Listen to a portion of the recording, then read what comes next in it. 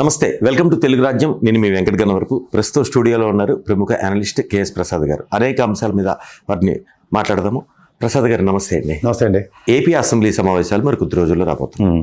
దీనికి సంబంధించి ఈసారి జగన్మోహన్ రెడ్డి గైర్హాజరైతే ఖచ్చితంగా వేటుపడుతుంది. దానికి వైనాడ్ పులివెందులు అనే కాన్సెప్ట్ నాయకులు మాట్లాడుతున్నారు, తెలుగుదేశం పార్టీకి సంబంధించిన నాయకులు. దాని మీద మీరేమంటారు? నాయకులు ఏం కాదు, రఘురామకృష్ణరాజు అసందర్భ పేలాపనలు పేలుతున్నాడు ఆయన. ఖచ్చితంగా చెప్పొచ్చు, నేను మొమ్మటి లేకుండా చెప్తున్నా. రూల్ బుక్ ఒకటి ఉంటుంది, చూసుకోమనండి. రెండోది, మీరు ఇప్పటికే 60 రోజులు అసెంబ్లీ సమావేశాలు ఏమైనా పెట్టి స్థిరపడిపోయి ఉంటే ఈసారి రాకపోతే మీరు అన్నది ఏమో ప్రాబబిలిటీ. అసలు నాకు తెలియకడుగుతా 12B ప్రకారం దాన్ని అపోజిషన్ పార్టీ కింద రికగ్నైజ్ చేయండి. ఎంతసేపు అపోజిషన్ లీడర్ ఇవ్వం, మీకు అపోజిషన్ లీడర్ అంటే ఎవరికి కావాలి? అపోజిషన్ లీడర్ ప్రజా సమస్యల మీద చిత్తశుద్ధితో అడగడానికి అపోజిషన్ స్టేటస్ కావాలి, ఎల్పీ పార్టీ కావాలి. రాజ్యాంగం 12B కూడా క్లియర్గా చెప్తోంది, అరే బాబు ఫ్లోర్ ఆఫ్ ద హౌస్లో ఎవడైతే ఆర్డ్ మ్యాన్ ఉంటాడో అని గుర్తించండి. ఇప్పుడు అట్లా అనుకుంటే ఆ రోజు మహాకూటమితో వెళ్ళారు, మీకు ఐడియా ఉంది. 2009 2005 1995లో 2009లో మహాకూటమి. ఇప్పుడు ఇక్కడ ఉమ్మడి రాష్ట్రంలో వెళ్ళారు. వెళ్ళినప్పుడు టీఆర్ఎస్ పార్టీ టీడీపీతో కలిపి ఉమ్మడి రాష్ట్రంలో పోటీ చేస్తే 10 వచ్చాయి. దానికి అప్పుడు రాజశేఖర రెడ్డి కూడా మాట్లాడారు అసెంబ్లీలో, ఏం రాజన్న పట్టుని 10 రాలేదని అన్నారు. అదే కదా నిదర్శనం. 10 వస్తే టీఆర్ఎస్ ఎల్పీ వాళ్ళకి స్థానం కల్పించారు కదా. మీకు అంతకన్నా ఇంకోటి చెప్తా. టీఆర్ఎస్ ఎల్పీ ఇవ్వడం కాదు సార్, అపోజిషన్ గురించి చెప్తున్నా. 1985 ఎలక్షన్స్లో తెలుగుదేశం బొంబార్డింగ్ మెజారిటీతో గెలిచింది. ఆ గెలిచినప్పుడు 29 స్థానాలకే పరిమితమైంది కాంగ్రెస్. అవును. కానీ ఎవరికి అపోజిషన్ లీడర్ స్టేటస్ ఇవ్వలేదు, కానీ కాంగ్రెస్ పార్టీకి అపోజిషన్ స్టేటస్ ఇచ్చారు పార్టీకి. అవును. ప్రశ్నోత్తరాల్లో ఖచ్చితంగా చీఫ్ మినిస్టర్ మాట్లాడితే మీరు చెప్పేది 83, 85, 94 కూడా. 94 కూడా. అప్పుడు 294 మినిమం 30 సీట్లు రావాలి. అవును. లేదు, మినిమం అన్నది లేదు సార్ కాన్సెప్ట్. మనం యాడ్ చేస్తే 10% ఇలాంటివన్నీ మనం చెప్తున్నాం, కానీ absolutely not required. Concept 12B pay and అప్పుడు ఇచ్చారుగా. అప్పుడు 94లో ఇచ్చి మీరు అంత దాకా ఎందుకు సార్? వాజ్పేయి గారు, అద్వానీ గారు 2 సీట్లు గెలిచారు. అవును. మరి వాళ్ళకి ఇవ్వలేదు స్టేటస్. వాళ్ళు గంటల తరబడి మాట్లాడేవాళ్ళు. మరి అదే కదా సరే, కళ్ళు మూసుకొని కవితలు వేసుకుంటూ ప్రసంగాలు ఇచ్చేవాళ్ళు. ఆబ్వియస్లీ సార్, మనకి ప్రధాన ధ్యేయం అండ్ బ్యూటీ ఆఫ్ డెమోక్రసీ ఏంటంటే అపోజిషన్ అన్నది ఎప్పుడైతే ఉంటుందో that is nothing but a voice of people. ఇప్పుడు రూలింగ్ గవర్నమెంట్ ఏంటి, నేను ఏం చేసినా సూపర్, అది మంచి ప్రభుత్వం హెడ్డింగ్ పెట్టుకున్నట్టే ఉంటుంది. వీళ్ళు చేసిన పని అదే కదా. ఇప్పుడు ఉదాహరణకి ఇదే మెడికల్ కాలేజీల విషయంలో అపోజిషన్ స్టేటస్ ఉంటే ఎలా ఉంటుంది? ఫ్లోర్ దడదడలాడింది. కానీ వాళ్ళు అనేది ఏంటంటే వాళ్ళు హాజరయ్యి దాని మీద మాట్లాడచ్చు అనే ఎలా కదా. ఇప్పుడు నాకు అర్థం కాదు సార్, నన్ను అనలిస్ట్ కింద పిలిస్తే నన్ను కూర్చోబెట్టి ఇంటర్వ్యూ చేస్తారు. ఇలా బయటకు వెళ్తున్నప్పుడే రాబాబు అంటే ఛాయ్ తాగి వెళ్ళాలి, నేను అనలిస్ట్ చేస్తానంటే ఎలా అవుతుంది? ఫస్ట్ థింగ్ ఏంటంటే is been opted as a Pulivendula MLA కింద ఆప్ట్ చేశారు ఇప్పుడున్న ప్రజెంట్ సినారియోలో.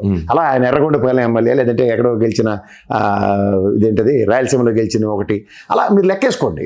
ఈ 11 స్థానాలు ఏవైతే వాళ్ళు గెలిచారో ఆ నియోజకవర్గ సమస్యల మీద మాత్రమే నిలబడి మాట్లాడగలం. అసెంబ్లీ ఫైలింగ్స్ మనం చూడట్లేదా?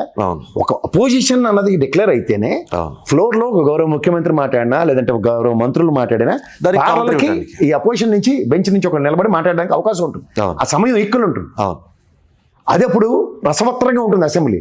అది కాకుండా ఓన్లీ జంగి చిక్కం భజన అనుకుంటే ఈక్వల్ కన్నా ఎక్కువ ఉంటుంది అపోజిషన్కి. ఎందుకంటే క్లారిటీ ఇచ్చేది గవర్నమెంట్, సభానాయకుడు హోదాలో ముఖ్యమంత్రి ఇస్తారు కాబట్టి ఇస్తారు. ఆయన ఇప్పుడు ప్రతిపక్ష సంబంధించి ఆ పార్టీ లీడరు ఎక్కువసేపు మాట్లాడతారు సమస్యల మీద, దానికి ఆయన క్లారిటీ ఇస్తారు. ఆబ్వియస్లీ ఇవ్వాలి. అంతే. అది జరగకుండా ఇప్పుడు వీళ్ళు ఏం చేస్తారంటే, మేము ఏమీ తెలియని పవన్ కళ్యాణ్ అయితే జర్మనీకి వెళ్తే ఇస్తారు.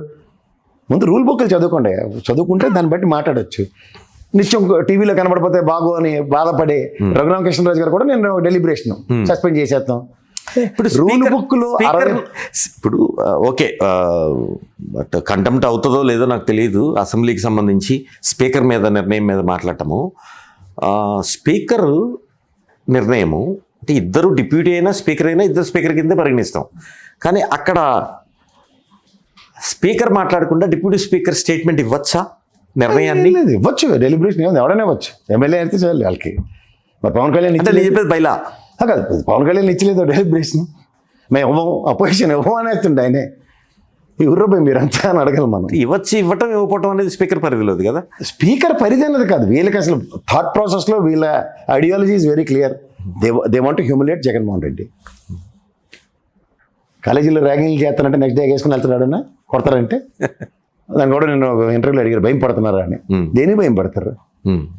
భయం పడడం కాదు అక్కడ, మీకు intention need to be justified. అలాగా అపోజిషన్ ఇస్తాం, అప్పుడు ప్రశ్నలు ఈ ఎరువుల సమస్యలు ఉన్నాయి, లేకపోతే పొగాకు రైతుల సమస్యలు ఉన్నాయి, ఉల్లిగడ్డ రైతుల సమస్యలు ఉంటాయి. మీరు ఏ సమస్య మీద చర్చ ఒక రసవత్తరంగా సాగుతుంది, మీ ఆన్సర్లు తెలిసిపోతాయి. అసలు ఇంకొకటి యూరియా రిక్వైర్మెంట్ ఎంత ఉంది, మీరు ఎంత యూరియా తీసుకొచ్చారు అనేది ఫ్లోర్ ఆఫ్ ద అవసరం డిబేట్ అవుతుంది. ప్రభుత్వం కన్నా ప్రజల గొంతుక ప్రతిపక్షమే అంటారు కదా జనరల్లీ. అంతే, ప్రజల సమస్యలకి వాళ్ళకే ఉంటుంది కండి, మన రూలింగ్ లేవు కాబట్టి ఇది ఖచ్చితంగా వేసుకుని మాట్లాడాలన్న కాన్సెప్ట్ వాళ్ళే ఉంటుంది. ప్రజల తరపున అడిగేది ప్రతిపక్షమే. అంతే. కేఎస్ ప్రసాద్ గారు, ముఖ్యంగా లిక్కర్ స్కామ్కి సంబంధించి నిన్న కాకపోతే మనం చూసుకుంటే కోర్టు బెయిల్ ఇచ్చిన తర్వాత కూడా జైలు అధికారులు రిలీజ్ చేయకుండా చేశారని నాటకీయ పరిణామ మధ్య న్యాయవాదులు ధర్నా చేశారు.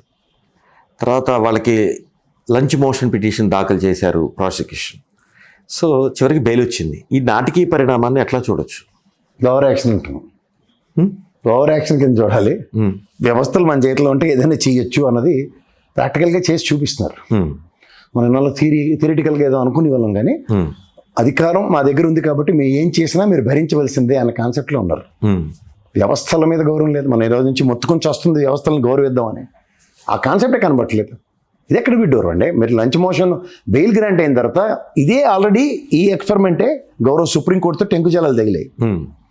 అయినా సరే మళ్ళీ అదే రిపీట్ చేస్తాం. హైకోర్టులో వేసాం, ఐసీబీ కోర్టు ఇచ్చిన బెయిల్కి హైకోర్టులో వేసాం, హైకోర్టు ఏమంటుంది బెయిల్ మీద రిలీజ్ చేయొద్దని ఏం చెప్పదు, బెయిల్ రద్దు చేయమని ఆర్డర్ ఇవ్వలేదు ఇప్పటిదాకా. The taken as granted. ఎవడి కోసం ఏం చేయగలరు మీరు అన్నది ప్రశ్న కింద ఉంటుంది. వాళ్ళ దగ్గర ఒకటే సమాధానం, ఏమన్నా 124 మాది, 21 100% స్ట్రైక్ రేటు. ఇదే మాట అన్నారు వ్యవస్థలు అనే మాట.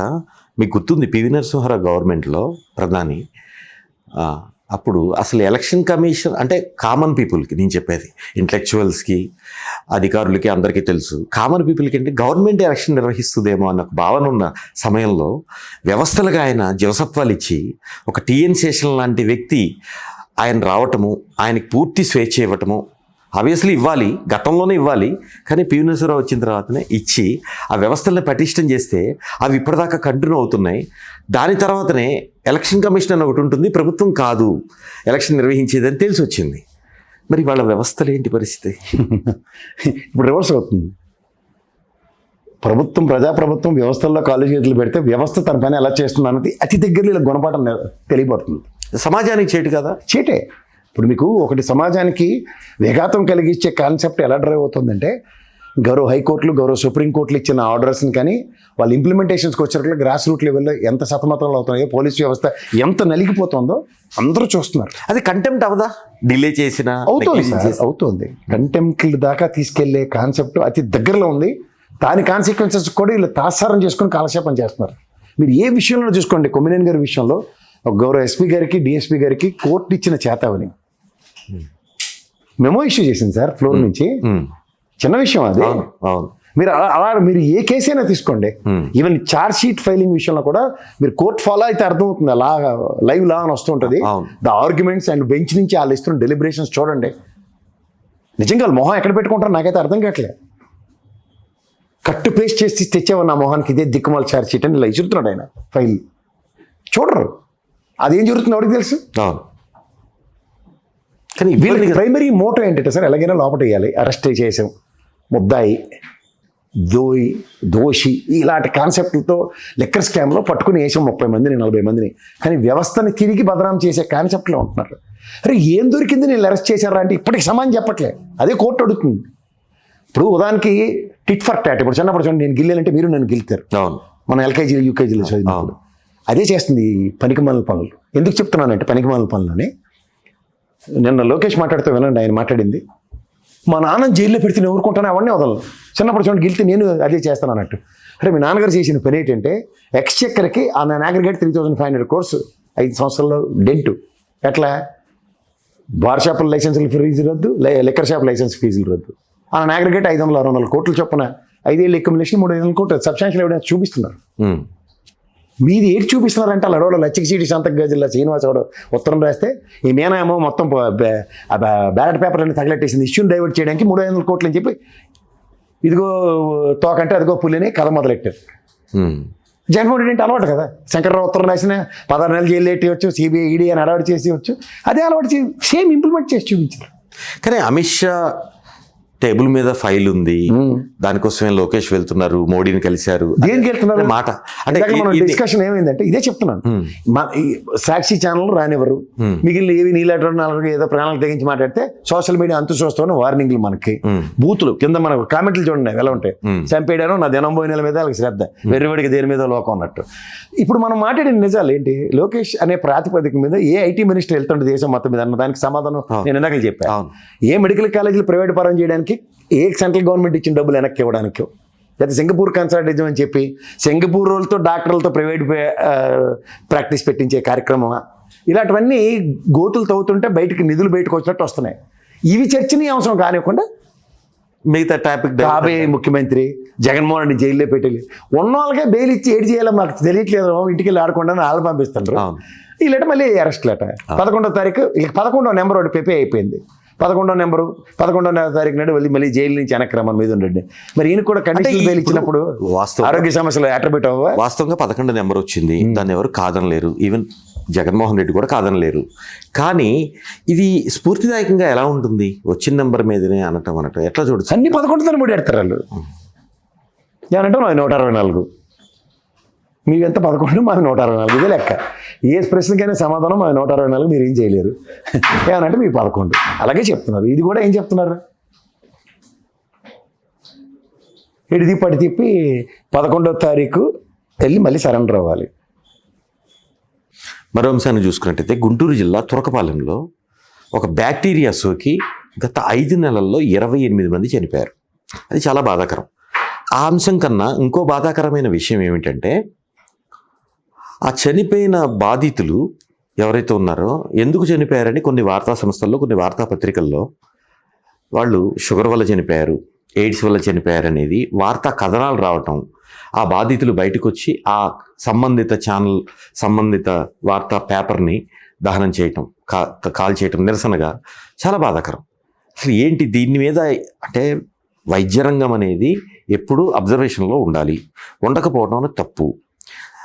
యుద్ధ ప్రాతిపదిక నిర్ణయాలు తీసుకొని చర్యలు చేపట్టి ఆ బాధితులకు వైద్యం అందించాలి. అక్కడ అది లోపభూయిష్టం అనేది కళ్ళకట్టినట్టు కనపడుతుంది. అదొక మిస్టేక్. కొన్ని పత్రికలు దాన్ని డైవర్ట్ చేసి అసలు ఆ బ్యాక్టీరియా వల్ల కాదు, వీళ్ళు ఎయిడ్స్ వల్ల చనిపోయారు, ఎంత అంటే ప్రతిష్టని దిగజార్చే పనులే కదా, వ్యక్తి ప్రతిష్టని. ఇది కొత్త సార్, ఎరసనలోడికి పెట్రోల్ బంక్ కొడికి అలా పౌడర్ డబ్బాడికి. మీరు గతంలో మీరు ఒకసారి గమనిస్తే ఏలూరు దగ్గర కూడా కలుషిత నీరు తాగి చనిపోయినప్పుడు ఎన్ని డెలిబరేషన్స్ ఇచ్చారు. లాస్ట్గా వాటర్ కండమ్నేషన్ వల్ల జరిగింది అన్నది ఫైనల్ ఎస్టాబ్లిష్మెంట్. అలా వీళ్ళు ఎంతసేపు ఒకళ్ళని బదనాం చేసే కార్యక్రమంలో అసలు కన్నా ఉదాహరణకు జర్నలిస్ట్ అనుకోండి, వాడికి మనసు అంగీకరించదు పనికిమాలిన వార్తలు రాయడానికి. అదే టీవీ యాంకర్లు అనుకోండి, వాళ్ళకి ఏముంటుంది, మతి ఉండదు, బుర్ర ఉండదు, ఇంగిత జ్ఞానం కూడా ఉండదు. ఎద్దినిందంటే దూడ కట్టేసే వార్తలే ఉంటాయి. అదే రాసి చేస్తున్నారు. ఇవాళ స్టాటిస్టిక్స్ తీస్తే ఒక 28 మందిలో ఒక అతను యాక్సిడెంట్లో చనిపోయాడు, ఒక 5 మంది దగ్గర వృద్ధాప్యంతో చనిపోయిన వాళ్ళు ఉన్నారు, మిగిలిన వాళ్ళు కలుషిత వాటర్ తాగి వాళ్ళు ఇబ్బంది పడి చనిపోయారు. ఇవి స్టాటిస్టిక్స్. ఇవి రాయడం మానేసి ఏడు చెప్తున్నారు. అంటే ప్రభుత్వం అదండి ఎయిడ్స్ నివారణకి ప్రభుత్వం తీసుకున్న కార్యక్రమాల్లో ఒకప్పుడు నేను చిన్నప్పుడు అగో పులిరాజు అవన్నీ అవేర్నెస్ తో ఎంతోమంది సినిమా యాక్టర్లు కూడా కంట్రిబ్యూట్ చేశారు. నిరోధ వాడడం ఆవశ్యకతతో ఎంతవరకు నియంత్రించారు, మాక్సిమం డౌన్ సైడ్ వినపడట్లేదు అసలు. అలాగే మన ప్లేగు వ్యాధికి, అలాగే రికెట్స్ వ్యాధికి, తర్వాత కలరా మసూచికాలకి ప్రభుత్వం ఒక బృహత్తర కార్యక్రమం తీసుకుని ముందుకెళ్ళే దగ్గర మళ్ళీ అలా కాకరకాయల కేకరకాయ అయినట్టు కాకరకాయ నేర్పి చచ్చిన వాళ్ళకి బుర్ర తక్కువ బ్యాచ్కి ఏమని చెప్పాలి? తప్పు కదా అసలు. ఇప్పుడు కండామినేషన్ ఎలా జరుగుతుంది? ఇప్పుడు తీవ్రమైన వర్షాలు పడుతున్నాయి, ఏదో ఈ ఫ్యాక్టరీలను అట్లాంటి రెసిడ్యూలు అన్నీ వదిలేస్తే, ఇప్పుడు మూసీ నది ఒకప్పుడు మంచినీటి సరస్వతి తాగి వాళ్ళం, ఇప్పుడు మూసీ నది చూస్తే ముక్కు మూసుకోకుండా వెళ్ళగలవా? వెళ్ళలేము అసలు. ఎవడ నీళ్ళు తాగుతారు మూసీ నదిలో? లేదు. మరి అలాగే ఉంటుంది, ప్రయోగం అవుతుంది. ఎవడో ఊరికే వచ్చి మాది మూసీ నది పక్కన అంటే ఈ నీళ్ళు తాగి వాళ్ళ పాత కథ తెలుసుకున్నాడు తాగాడు అనుకోండి, మరి కొత్తగా వచ్చినాడు కాడికి ఎఫెక్ట్ అయినట్టేనా? అలాంటి లాజిక్లు ఎందుకు వాడరు? థ్యాంక్ యూ అండి కేఎస్ ప్రసాద్ గారు, థ్యాంక్ యూ.